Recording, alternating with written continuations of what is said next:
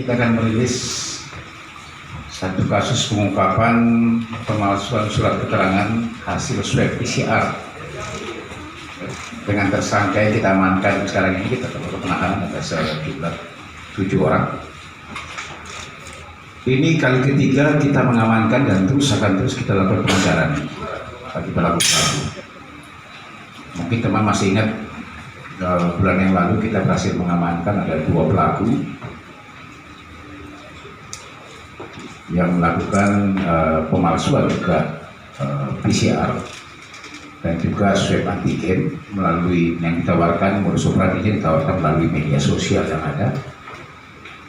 Kemudian 2 minggu yang lalu juga Polres Bandara Suta telah mengungkap satu kasus pemalsuan surat PCR dan juga swab antigen dengan tersangka 15 orang secara terorganisir, yang pelakunya juga orang dalam, ya.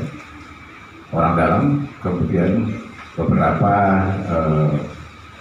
tersangka lain yang sesuai dengan perannya masing-masing, ada mulai dari mencari sampai dengan mereka membuat, mencetak semuanya. Nah, kali ini sama, ya, saat ini juga sama 7 tersangka.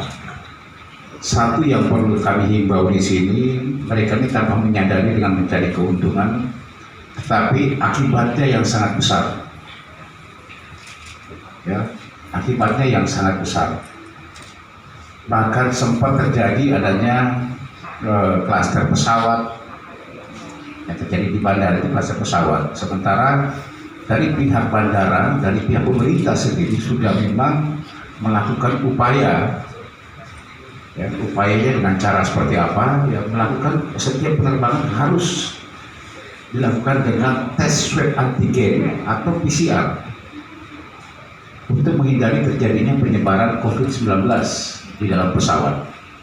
Tetapi oknum-oknum mereka tanpa dia sadari dengan mencari keuntungan merugikan, ya, merugikan masyarakat. Betul, kasihan orang yang tidak, yang memang sudah mengikuti aturan, akhirnya turun dari pesawat maupun turun dari kereta api, yang terjadi adalah terjadi penyebaran di dalamnya.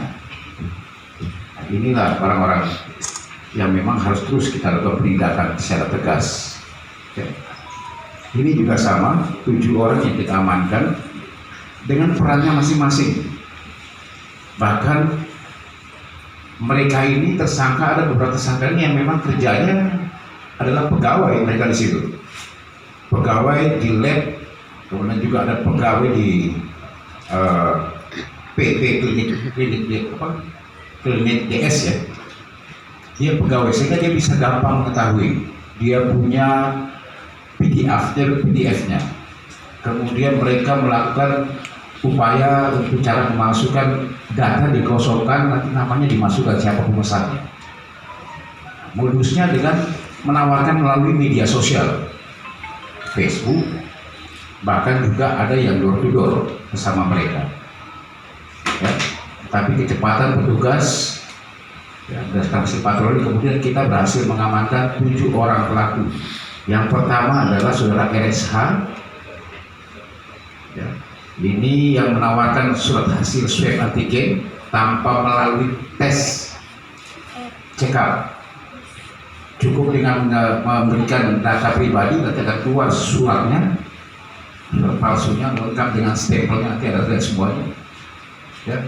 Tinggal di print out, keluar hasilnya adalah non reaktif, itu bisa dasar melakukan perjalanan, baik itu melalui kereta api dengan swab antigen maupun PCR untuk terbang melalui pesawat.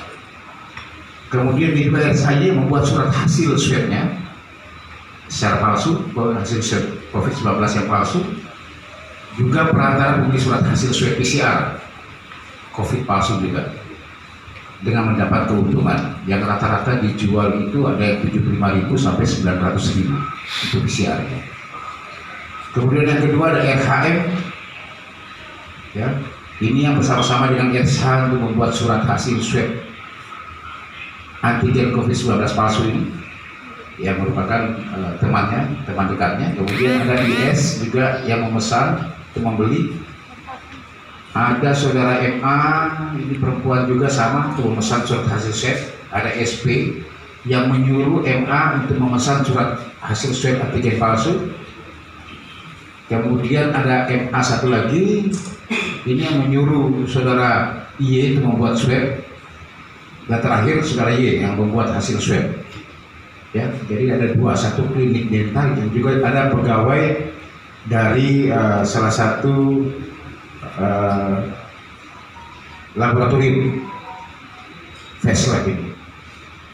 Dialah yang kemudian yang membuat sesuai dengan pesanan yang ada, juga melalui Facebook dia tawarkan kepada masyarakat yang apakah ini hanya menjerat kepada pelakunya atau tidak. Di dalam 263 kita terapkan semuanya, ayat 1 yang membuat, ayat 2 yang menggunakan.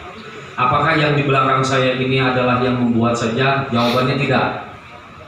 Ini tadi sudah disampaikan oleh Pak Kabid, yang membuat kena, yang menyuruh melakukan kena, yang menggunakan surat palsu kena. Ini tadi sudah dibagi perannya masing-masing. Terus kemudian timbul pertanyaan, lalu bagaimana Pak yang sudah ratusan tadi? Upaya untuk melakukan tracing terus dilakukan. Ini baru saja kita lakukan dan kemudian akan kita lakukan pendalaman lebih dalam siapa saja yang sudah menggunakan ini. Karena harus dipastikan apakah yang menggunakan ini benar-benar negatif atau tidak. Kita belum bisa pastikan.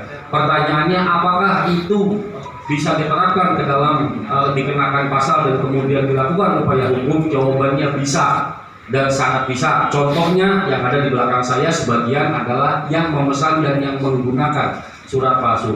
Lalu bagaimana yang belum? Kami akan lakukan pendalaman lebih lanjut kepada yang sudah memesan dan sudah menggunakan.